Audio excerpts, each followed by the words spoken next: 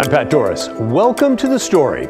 In case you missed it somehow, a grand jury in Manhattan has indicted former President Donald Trump, making him the first former U.S. president in history to face a criminal charge. We'll have continuing coverage coming up at 6:30. In the meantime, let's talk about law and order in eastern Oregon, specifically Grant County, where the sheriff says one-size-fits-all laws being passed by the big cities don't work out there. And the former U.S. attorney for Oregon warns all of us it is dangerous to dismiss those who live in our rural areas.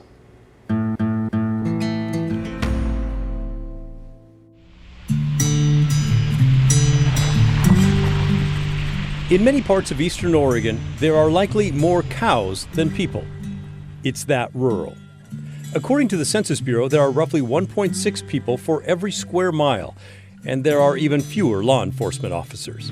It's a throwback to the historic West, where people are independent and protect themselves without the help of police or sheriff's deputies. People need to be able to defend themselves, and I expect them to out here. Todd McKinley became the sheriff of Grant County in 2021. He's lived in rural Oregon since the late 70s and started working law enforcement in the late 90s. How long does it take to get to a call?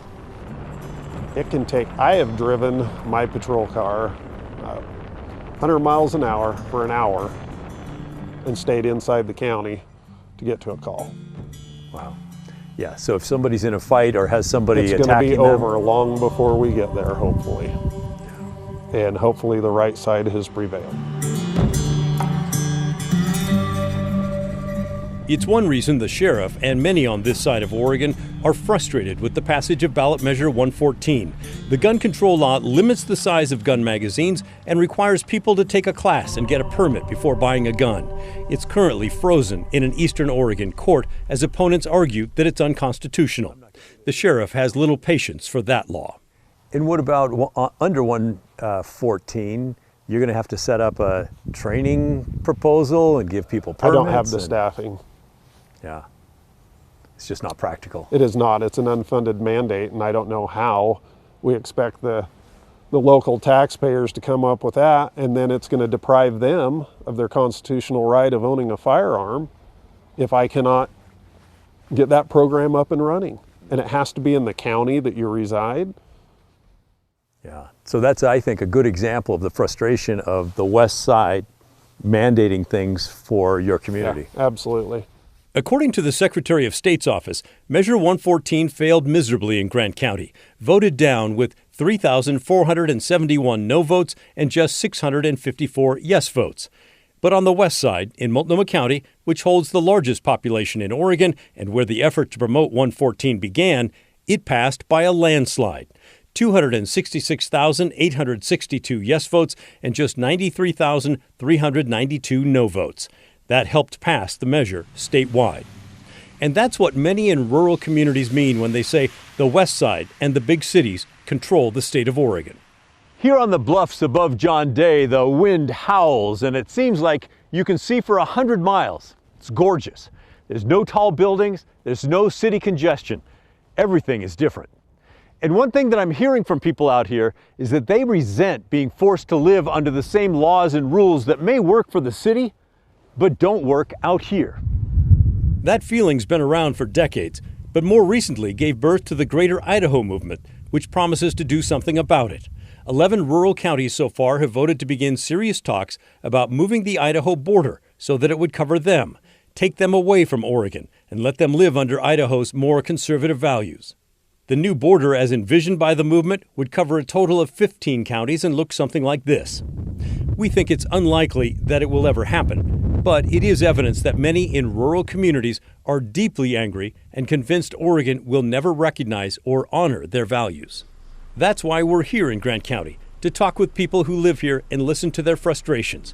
While many here are supporters of the movement, the sheriff is on the fence about whether Grant County should become part of Idaho. If there was a vote tomorrow to make this part of Idaho, how would you vote?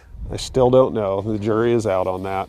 I think I'm fairly informed on it, but I don't know if I would be part of a better thing or we'd end up right back where we are. And I think we've kind of talked about that.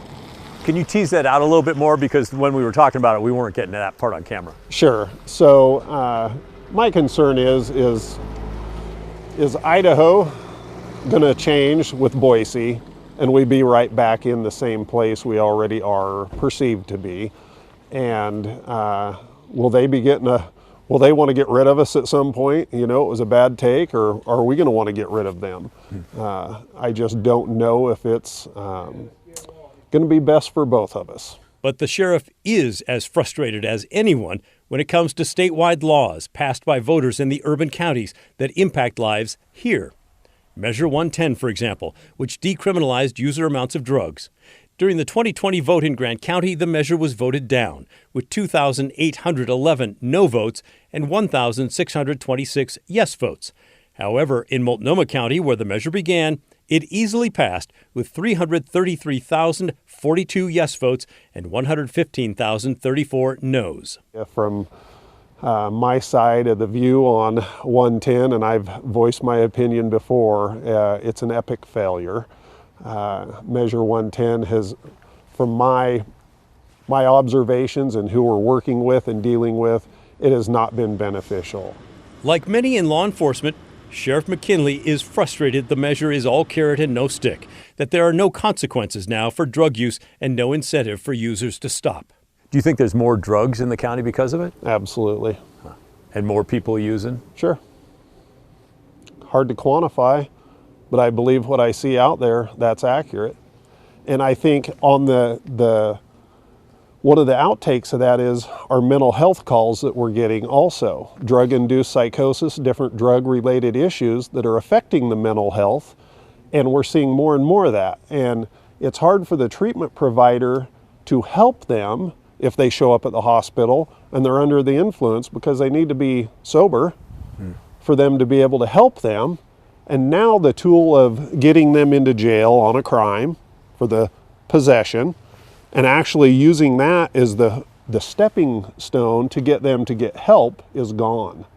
I can't even have them here, get them sobered up. They go see a treatment provider sober, and usually they do that while they're in custody.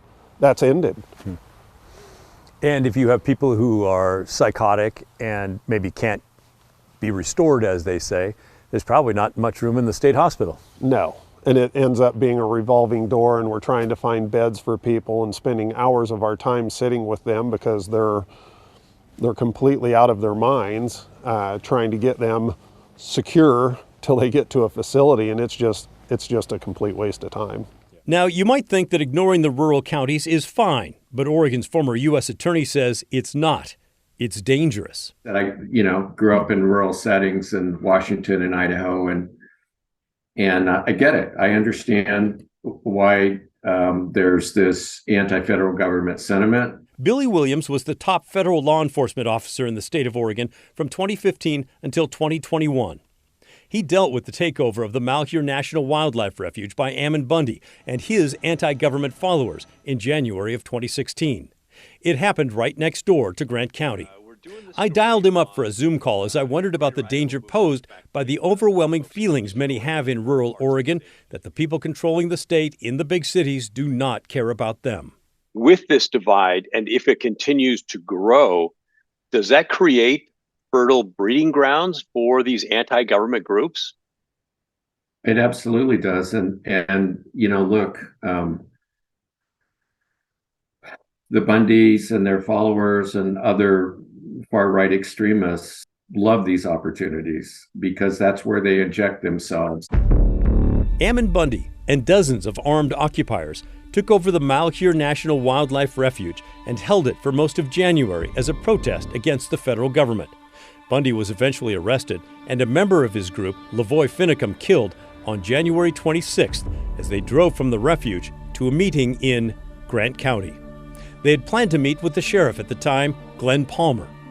For Williams, the former U.S. attorney, it's a reminder that the feelings generated by the urban-rural divide could easily lead to violence. Extremists thrive for those days of extremist engagement, right? They want those awful things to happen because they don't care about people. They only care about their own perspectives. And And I could see this leading to something like that, whether it be Waco or Mount Here or anything else, or more gun violence, going on. Somebody who's just an extremist, or somebody who has some mental health issues, and they find themselves in the possession of a gun and open fire. We don't want that. We don't need that. Back in Grant County, the new sheriff, Todd McKinley, is also aware of the danger. But despite the lack of political clout his rural population has in the rest of Oregon, he is hopeful that things will get better. Some of us are in this fight for the long haul, and that's why we're still here. We still have hope. We've asked Oregon Governor Tina Kotek for an interview to get her reaction to the many voices that we've heard this week. We've not heard back from her office yet.